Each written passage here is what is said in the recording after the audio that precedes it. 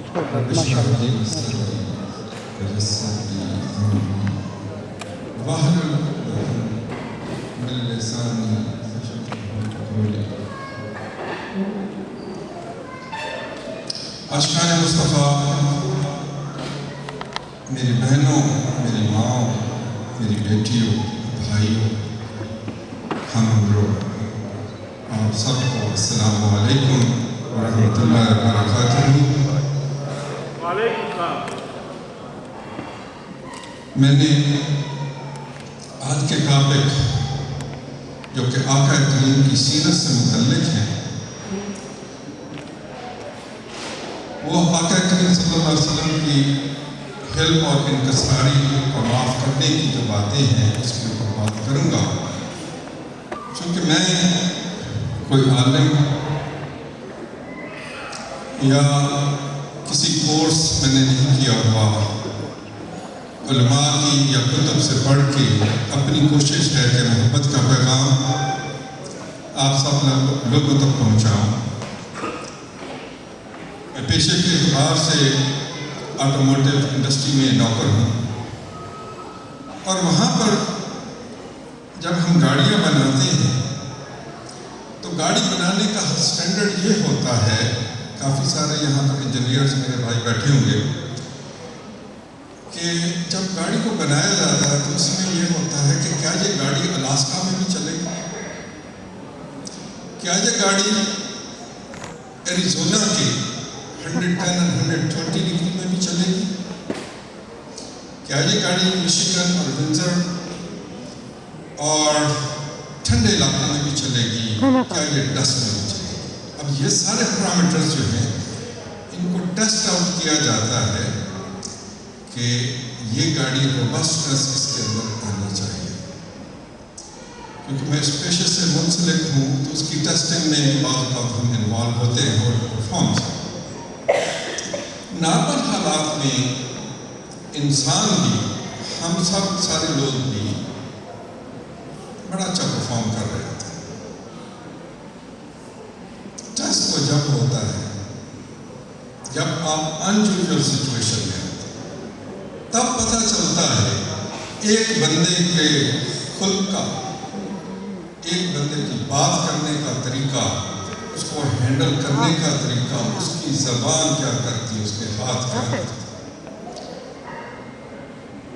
تو اس کے لیے سٹینڈرڈ ہمارے پاس سٹینڈرڈ آف رسول اللہ صلی اللہ علیہ وسلم، جس میں آپ نے ہم سب کی تربیت کا انتظام فرمایا، آپ نے خود وہ اعلیٰ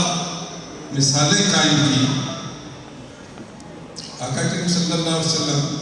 جب ہجرت کر کے تشریف لائے اور مسجد قباء کی تعمیر ہوئی، وہاں تقریباً 14 سے 20 دن آپ وہاں پہ رہے، اور مسجد قباء کی جب تعمیر ہوئی تو آپ بھی اس ایکٹیویٹی میں شامل تھے۔ آپ یہ نہیں فرماتے تھے کہ میں نبی ہوں اور آپ لوگ چونکہ میرے امتی ہیں تو میں تو بیٹھا ہوں، آپ جو ہیں جا کے یہ کام کریں۔ تو ایک صحابی دوڑ کے آئے اور آ کے عرض کی، یا رسول اللہ آپ بیٹھے ہیں، ہم یہ اٹھاتے ہیں۔ آپ نے فرمایا آپ بھی میرے جیسا اٹھا لو، میں اس کار خیر میں شریک ہوتا۔ ایسے ہی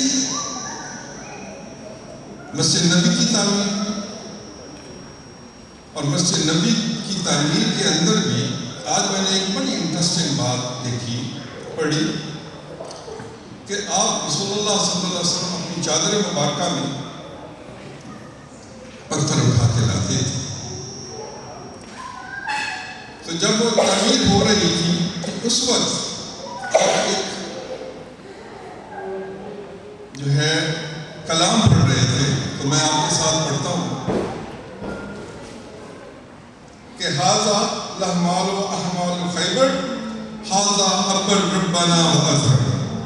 اے میرے پروردگار، یہ اینٹیں خیبر کے تبر اور زبیر سے زیادہ ثواب والی ہے۔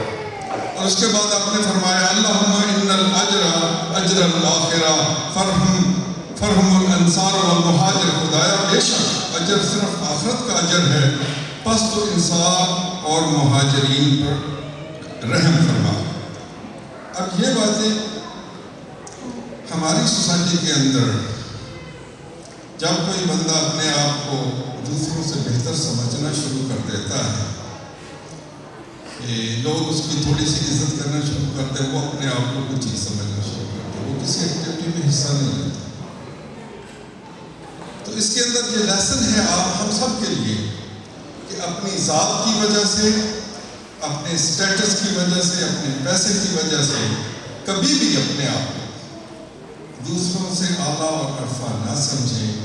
اور ایکوالٹی پہ بلیو کریں اور ان کے ساتھ اسی طرح پارٹیسپیٹ کریں جیسے کہ رسول اللہ صلی اللہ علیہ وسلم ایک دفعہ ایک سفر پہ تشریف لے جا رہے تھے تو آپ نے فرمایا کہ ایک بکری کو ذبح کرو اور اس کو کھانے کے لیے تیار کرو۔ تو صحابہ کرام اٹھے، یا رسول اللہ میں ذبح کروں گا، دوسرے کہنے لگے میں اس کو پکاؤں گا، تیسرے کہنے لگے میں اس کی کھال اتاروں گا۔ آقا کریم صلی اللہ علیہ وسلم اٹھے اور کہنے لگے میں بھی اس میں حصہ لیتا ہوں۔ تو آپ لوگوں نے آپ کو روک دیا، آپ نے فرمایا میں اس کار خیر میں مجھے بتاؤ میں کیوں حصہ لوں، مجھے ایک ریزن بتاؤ۔ تو آپ لکڑیاں اٹھا کے لائے to be part of the team. اب یہ وہ باتیں ہیں جو کہ پریکٹیکلی رسول اللہ صلی اللہ علیہ وسلم علی مرتبہ نے ہمارے لیے یہ ایگزامپل سیٹ کی تھی۔ اب ایک یہودی کا میں آپ کو بڑی خوبصورت حدیث مبارکہ ہے آپ کو سناتا ہوں، میں زیادہ وقت نہیں لوں گا کہ آپ بڑی دیر سے بیٹھے ہوئے ہیں۔ ایک یہودی عالم تھے اور وہ رسول اللہ صلی اللہ علیہ وسلم کے دور میں آپ کو دیکھتے رہتے تھے، میں اس کا نام اینڈ کے اوپر بتاؤں گا، آپ کو پتہ چل جائے گا۔ آپ دیکھتے رہتے تھے ان کو۔ تو ایک دن ایک صحابی آیا اور ان کا یا رسول اللہ فلاں قبیلے کے اندر آپ نے فرمایا تھا کہ ان کی کچھ مدد کر دو، اس مدد کی وجہ سے وہ اسلام لے آئے ہیں، اب قحط کا دور ہے، قحط کی وجہ سے ایسا نہ ہو چونکہ وہ طمع کی وجہ سے کی وجہ سے انہوں نے اسلام لائے تھے، ایسا نہ ہو کہ یا رسول اللہ وہ اسلام سے باقی ہو جائیں یا پھر جائیں۔ تو آپ نے فرمایا ٹھیک ہے۔ آقا کریم صلی اللہ علیہ وسلم کے پہلو میں مولا علی شیر خدا بیٹھے ہوئے تھے، تو آپ نے ان کی طرف اشارہ کیا تو پتہ چلا کہ دل میں کچھ نہیں۔ تو وہ یہودی وہیں پہ تھا، اس نے کہا میں دیتا ہوں لیکن اس کا ایک وقت مقرر ہے اور ایک شرط ہے جس کے اوپر میں آپ کو پیسے دیتا ہوں۔ تو انہوں نے پیسے تو لے کے آپ نے رسول اللہ صلی اللہ علیہ وسلم نے فرمایا کہ جاؤ ان کو تقسیم کر دو، مختصراً عرض کرتا ہوں۔ تو جب کچھ دن رہتے تھے، 4 دن رہ گئے، آقا کریم صلی اللہ علیہ وسلم ایک انصاری کے جنازے سے فارغ ہوئے چھاؤں میں بیٹھے تھے تو وہ یہودی آ گئے، آپ کا دامن مبارک اور چادر مبارک کو پکڑ کے کہنے لگا آپ نے میرا حق ادا نہیں کیا۔ آپ سنیے یہ بات، آپ نے میرا حق ادا نہیں کیا، اے عبد المطلب کے قبیلے کے خانوادے، تم لوگ لہت و لعب سے کام لیتے ہو، جب بھی ادائیگی کا وقت ہوتا ہے تو تم ایسا کرتے ہو، بڑی گستاخی سے پیش آیا ہو۔ آقا کریم صلی اللہ علیہ وسلم جب آئے، ابھی حالانکہ 4 دن باقی تھے لیکن رسول اللہ کا آئے، اور اس کے بعد سیدنا عمر رضی اللہ تعالیٰ عنہ وہاں بیٹھے تھے۔ آپ نے فرمایا کہ اگر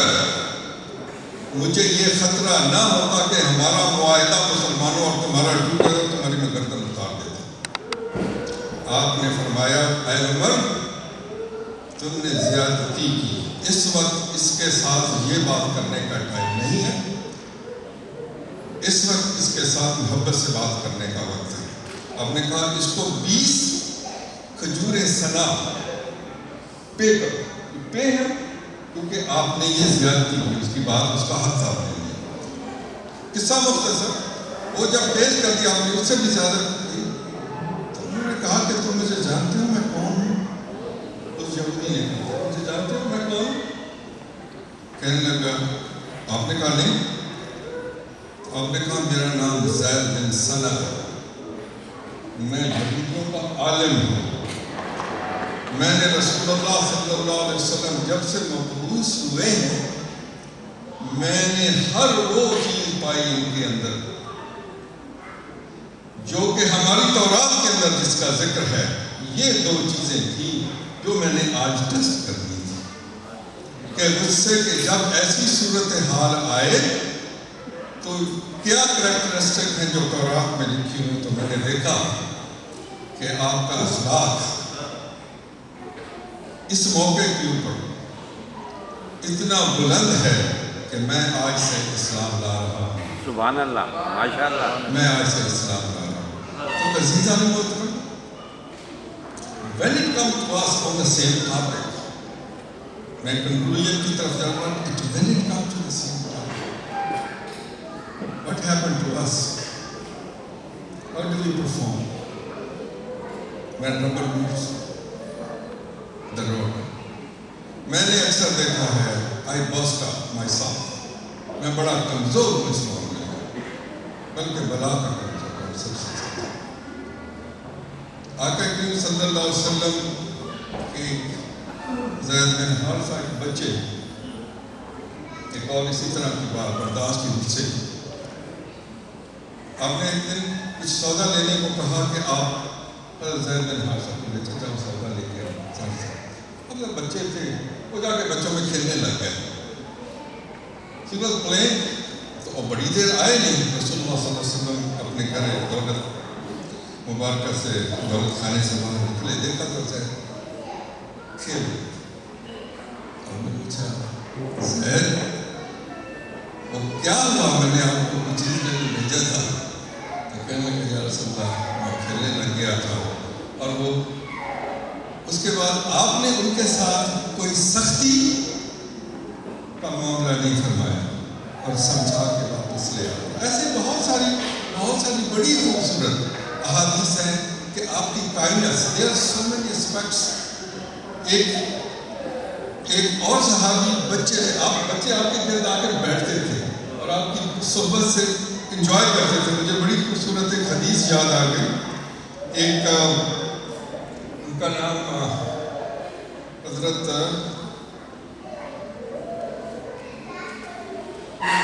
انس کے چھوٹے بھائی ابو عمیر،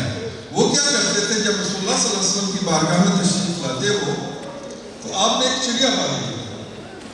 ممولا جس کو کہتے ہیں، وہ چڑیا کو اپنے ہاتھ پہ بٹھا کے آقا کریم صلی اللہ علیہ وسلم کی بارگاہ میں پیش کرتا تھا، تو ایک دن اس کی چڑیا مر گئی، تو پھر وہ آنے لگا آپ کی محفل میں، تو آپ ان سے پوچھتے ہوتے تھے کہ اے ابو عمیر، اے عمر، ما فعل بنیر، کہ آپ کی چڑیا کہاں ہے؟ مقصد یہ ہے کہ when you give importance، اب اس کے لیے وہ چڑیا بڑی امپورٹنٹ تھی، اور آقا کریم صلی اللہ علیہ وسلم کی آپ لطافت دیکھیے کہ ان کو پتا تھا کہ اس بچے کا وہ محور اور مرکز جس کے ساتھ کھیلتا تھا، اس کی دلجوئی کے لیے آپ نے اس سے یہ ذکر ضرور کرتے تھے کہ جو تمہاری چڑیا تھی اس کا کیا ہوا، what happened to it۔ تو عزیزان محترم، بہت ساری اور اخلاق کی اتنی خوبصورت باتیں ہیں جو کہ میں اس وقت تو نہیں کر سکتا، لیکن انشاءاللہ اگلی نشست میں جو ہوگی انشاءاللہ باذن اللہ اسی سلسلے کو کنٹینیو کرتے ہوئے، کیونکہ وقت بہت ہوا چاہتا ہے، میں اللہ کی بارگاہ میں معافی مانگتا ہوں اگر میرے سے کچھ کمی بیشی ہو گئی ہو یا بیان میں کوئی غلطی ہو گئی ہو، اور یہ جتنی بھی میں نے احادیث بیان کی ہیں یہ احادیث کی بک سے لے کے جو سند ہے ان سے ہے، وما علینا الا البلاغ۔ ماشاء اللہ، جزاک اللہ۔